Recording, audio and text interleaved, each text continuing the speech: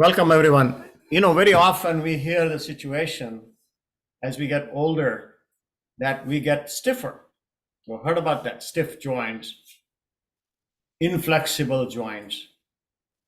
And I want to introduce a concept about how this is. There are three things that happen, three areas that happen with the joints. One is the bone to bone contact. Then there is cartilage in between, and there's fluid in between. Plus, there are ligaments there. Ligaments are fibers that are holding the bones together, and the muscles that go across the joint to move the joint. For example, there's a biceps going across this joint, and it moves like that, and then relaxes. See my other hand? It's the biceps action. Now, when you start getting stiffer, there are a number of things that can happen at any of these levels. Okay, recognize that any of these levels can cause stiffness. Number one, start inside the joint. Now, this is the worst scenario, but I'm going to start there. Worst scenario is when you have bone to bone, the cartilage is gone. We talked about that, disuse and all that. People talk about that a lot. There's no fluid in the joint. Every joint does not have a lot of blood flow, but there's a clear fluid there, joint fluid, and that fluid is working. Why not blood flow? Because if you're moving too much, these capillaries can bleed and can cause blood in the joint. That is not a good idea.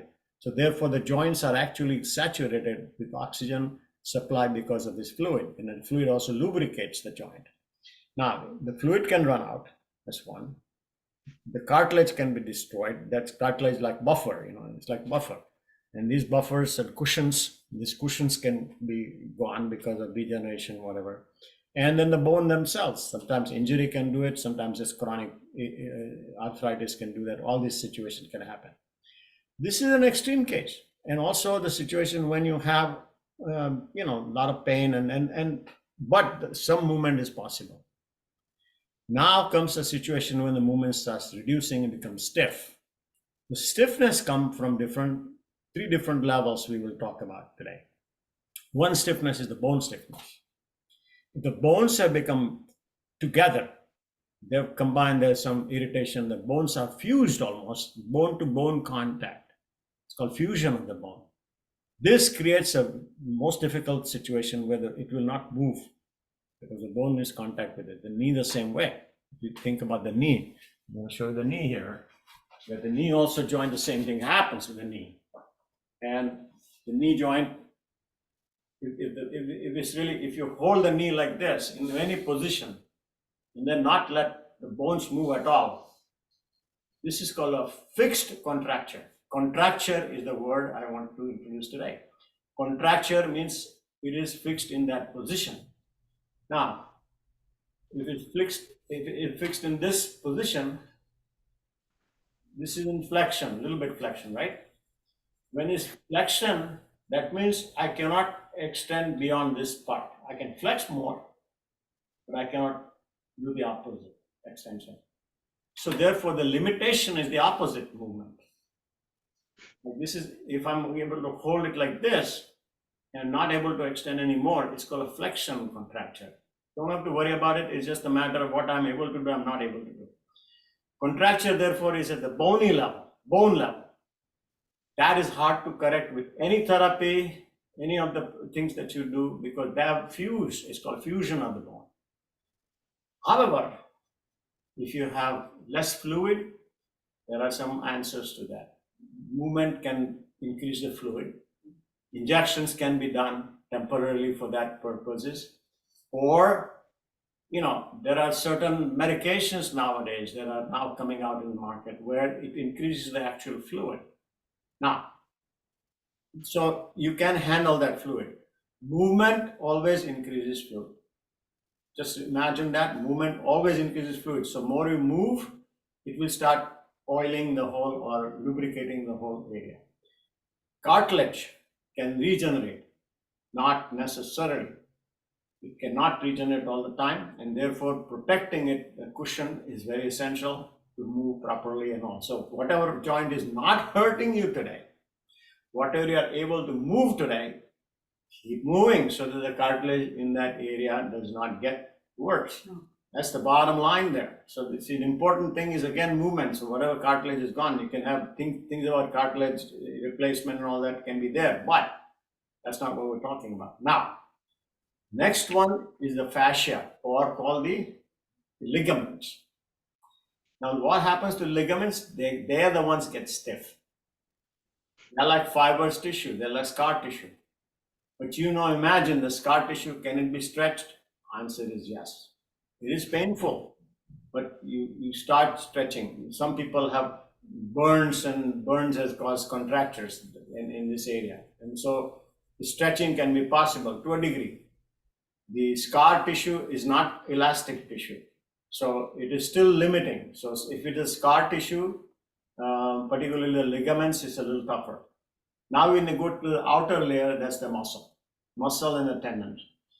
This is the area that we can work with. This is the area that allows us the motion and allows us to move. So moving the muscles in the proper direction, proper resistance, keeping it moving, that is important. Flexibility, therefore, is so many levels. What can be improved? Let's be very honest with ourselves. I was able to do particularly flexing up. Now you do this. This is the part we did. You can lift it up as high as you can. I was able to put this behind my neck when I was younger. That is Ekpadasana called, one leg behind that. And then there are people who do both legs behind. That's called Vipadasana. But the point here is, and I'm not able to do this because I've not consistently done it. And that message for these areas, and particularly the fibrous tissue and the ligaments, have assumed that position.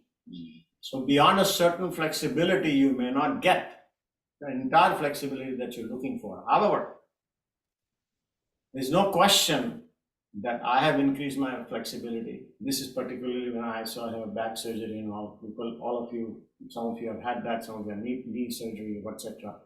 You recognize that when you work with this consistently, with the intention that you want the flexibility, recognize the muscles involved, test them, train them, and do it consistently on a daily basis, and map your progress chart.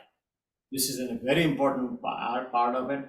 Not just occasional observation. Oh, I was able to do this, now I'm not able to do this. That's a very general statement. Be specific. How much? How many degrees? Be very scientific about it. I was able to do 90 degrees, and now I'm going to do almost 180 degrees, for example. I'm able to do this, I'm able to extend all the way up. I was only able to extend that much, but now I'm going to do this. So be very exacting about it, because the body needs that. Body needs a message. Oh, I'm able to do this, I'm able to do this part, I am going there, for example. So speak exactly what you want, make the intention for where you want to be, and then put in your exercise. Today's word is contracture. One more thing I didn't tell you, but in the burns and everything like that, scar tissue, the skin also can hold. Skin contracture is also known as that. And there are two terms beyond that we use. One is called a flexible contracture and fixed contracture. It's obvious. Fixed is usually bone area. And even though you have bone to bone, the other tissues are still, if they're still okay, you can still improve your function. So continue with the intention of increasing the flexibility in any and every joint you can imagine.